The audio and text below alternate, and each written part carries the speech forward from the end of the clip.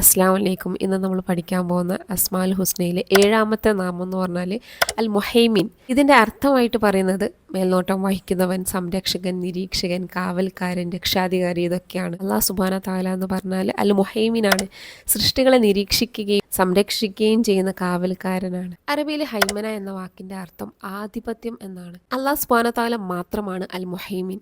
സൃഷ്ടികളെ മേലെയുള്ള സമ്പൂർണ്ണമായിട്ടുള്ള രക്ഷാകർതൃത്വവും ആധിപത്യവും അതേപോലെ നിയന്ത്രിക്കാനുള്ള ഗുണവും ഒക്കെ ശാശ്വതമായി നിലനിൽക്കുന്നത് അള്ളാഹുവിൽ മാത്രമാണ്.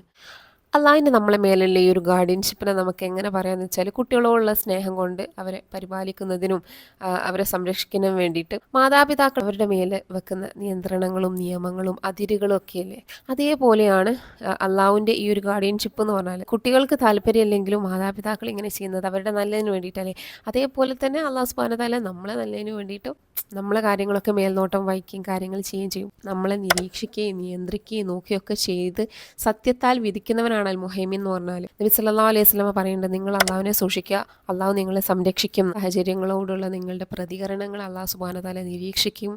അതേപോലെ തന്നെ നിങ്ങളുടെ ആന്തരിക ചിന്തകൾക്ക് അവൻ സാക്ഷ്യം വഹിക്കുകയും ചെയ്യുന്നുണ്ട്. ഈ ഒരു വസ്തുത നിരന്തരമായി നമ്മളെ ഓർമ്മിപ്പിക്കുകയും അതേപോലെ തന്നെ പാപങ്ങളിൽ നിന്ന് വിട്ടു നിൽക്കാൻ നമ്മളെ പ്രേരിപ്പിക്കുകയും ചെയ്യണം. നമ്മൾ അള്ളാഹുവിനെ ഓർക്കുകയും ഓരോ പ്രവൃത്തികളിലും ഓർക്കുകയും ചെയ്താൽ അള്ളാഹു സുബ്ഹാനഹു വ തആല നമ്മളെ ദോഷങ്ങളിൽ നിന്നും പാപങ്ങളിൽ നിന്നും ഒക്കെ നമ്മളെ സംരക്ഷിക്കും. ഈ ഒരു വിശ്വാസം നമുക്ക് എപ്പോഴും വേണം. പിന്നെ അൽ മുഹൈമിനായിട്ടുള്ള അല്ലാഹു സുബ്ഹാനഹു വ തആല നമുക്ക് ചിലത് തരും, ചിലത് നമ്മളിൽ നിന്ന് അകറ്റി നിർത്തും. അത് നമ്മളുടെ നല്ലതിന് വേണ്ടിയിട്ടാണെന്ന് ഉറപ്പായിട്ടും നമ്മൾ വിശ്വസിക്കുക.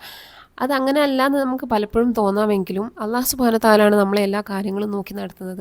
അപ്പം നമ്മളെ കാര്യങ്ങളിൽ മേൽനോട്ടം വഹിക്കുന്ന അല്ലാഹു സുബ്ഹാനഹു വ തആലയുടെ ഒരു പദ്ധതിൻ്റെ ഒരു ഭാഗമായിട്ടാണ് ഇത് എന്ന് നമ്മൾ തീർച്ചയായിട്ടും വിശ്വസിക്കുക. ഈ ഒരു വിശ്വാസം നമ്മളെ മനസ്സിൽ ഉറപ്പായിട്ടുണ്ടാവുകയാണെങ്കിൽ അൽ മുഹൈമിനായിട്ടുള്ള അല്ലാഹു സുബ്ഹാനഹു വ തആല നമ്മളെ എല്ലാ ദോഷങ്ങളിൽ നിന്നും നമ്മളെ സംരക്ഷിക്കും എന്നുള്ളൊരു വിശ്വാസം നമ്മൾക്കുണ്ടാവും. അൽ മുഹൈമിൻ എന്നുള്ള ഈ ഒരു നാമം ഖുർആനിൽ ഒരു പ്രാവശ്യമാണ് അള്ളാഹുവിനെ തന്നെ വിളിക്കുന്നത്. ഹുവല്ലാഹുല്ലദീ ലാ ഇലാഹ ഇല്ലാ ഹുവൽ മലിക്കുൽ ഖുദ്ദൂസുസ് സലാമുൽ മുഅ്മിനുൽ മുഹൈമിനുൽ അസീസുൽ ജബ്ബാറുൽ മുതകബ്ബിർ സുബ്ഹാനല്ലാഹു അമ്മാ യുശ്രികൂൻ.